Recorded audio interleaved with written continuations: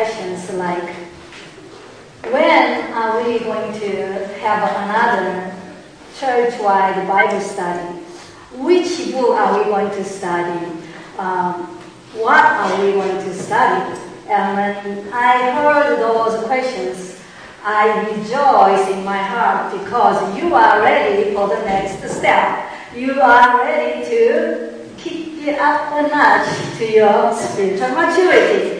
I was so happy. And this year, our God has a plan for you. This year, God's going to bless your start off with your spiritual gifts. So we're going to focus on spiritual maturity. And this study, I'm very happy to announce that we have a study called, a series called Spiritual Formation. And it is composed of many different books of the Bible. So we are not going to focus on one book of the Bible. Many books of the Bible focused on spiritual maturity, focused on the spiritual gifts. So that's what we're going to do. And it will begin on the third Sunday of next month. And till we have 12 lessons, so we're going to have some breaks, Easter break, Mother's Day break, and Father's Day break, but it will end on the Pentecost Sunday. So I'm setting you up to be blessed, spiritually blessed, and expect to receive many, many spiritual gifts this year. So open your mouth wide. God says what? He will fill it. Got it? Got it. You know, spiritual maturity begins with your wholehearted trust in God's sovereignty. God is sovereign. Our God is sovereign. God is in control. When you trust that and live accordingly, do not live accordingly, then you will grow, you will mature, you will kick it up a notch to your spiritual maturity. You see, when you trust, when you put your faith on God's sovereignty, then there is not much that you cannot do. There is not much you need to be worried about, because you begin to realize many things in the whole wide world is out of your control. And you begin to accept the things you cannot control. You begin to accept the things that you can control. You can accept the things that you can change. Accept the things that you are responsible for. When you live like that, you are going to have joy in your heart all the time. You will give thanks to God in all circumstances. And 1 Thessalonians 5:18 says that is the will of God for you, for Christians. Amen?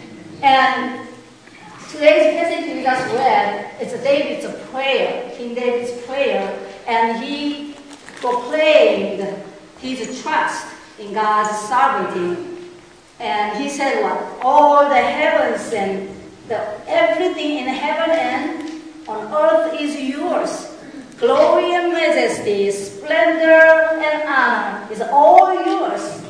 You know, he did this when he found out that he is not the one who should build the temple for God.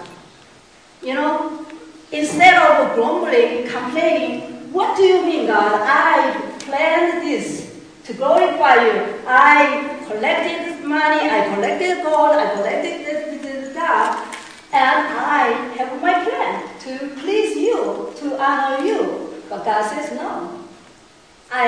You're not the one I have chosen to build the temple for me. I have chosen who? Solomon, thank you, your son, to build the temple. And yet, he gathered all his people. He told everybody, I'm going to build the temple. Now he heard God says, you ain't going to build the temple. And he called all assembly and says, if that's God's will be done. It's all for the glory of you. Everything is in your control.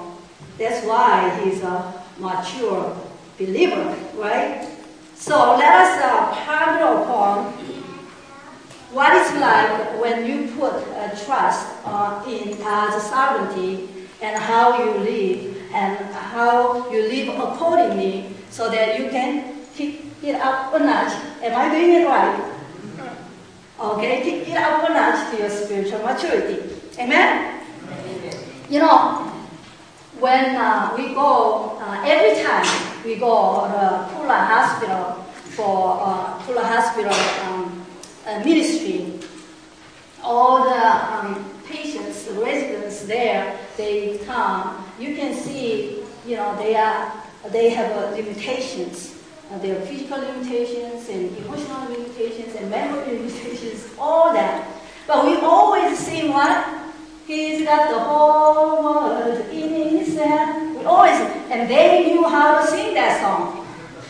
You know? And without the written notes, they know how to sing that song. And wind and the rain, wind and the rain, rain and the wind. He's got the whole world, whole wide world in his hand, wind and the rain, and then what? Babies, right? Diana, shout it. Huh? Little babies in his hand. What else?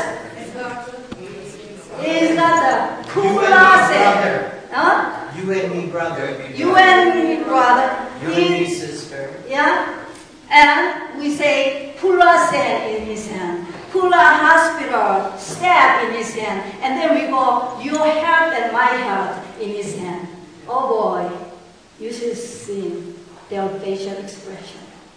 They are limited, but it gives them such comfort, such peace, such joy in their faces. You know, that's what it does when you put trust in God's sovereignty. So, and then Diana says, let's sing, I got the, what is it? I got the joy like a river.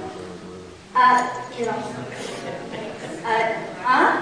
I got joy like a river. I got peace like a river. I got love like a river in my soul. And they agree. And their faces just lit up. Yes. When you put your can you think about, imagine, you are all here. You can walk, right? You can drive. And you are all here compared to them.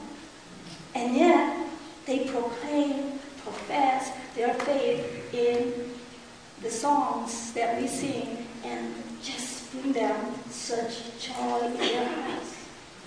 That's why our Bible, 1 Peter chapter 1, 6 through 7, talks about greatly rejoice. When? It's a very long verses.